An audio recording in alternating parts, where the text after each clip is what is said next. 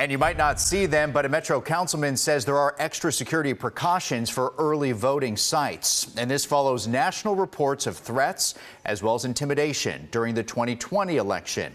So we asked News 2's Caitlin Quisenberry to find out what plans are in place. Early voting has officially begun in Tennessee. I was very excited to get this done and to show up. But following the 2020 election, Green Hills Council member Jeff Prepti says threats and intimidation are increasing on both state and federal levels. Acts of threats and intimidation against not only people coming out to vote, but against our election workers.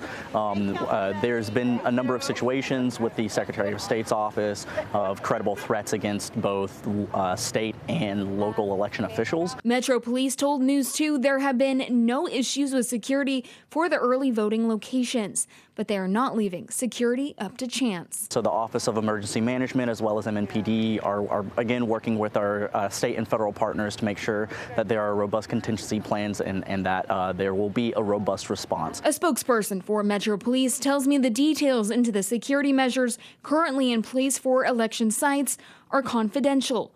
Prepti says the confidentiality maintains security. What we know is that there is this deep-seated infiltration that these groups are seeking to not only intimidate voters, but also to stifle our security response. Some of the security measures in place are not new, like no campaign materials or recording inside the voting site. There is a clear line that cannot be crossed as it relates to any threats or any act of intimidation or anything that is intended to dissuade somebody from either voting or voting their preference.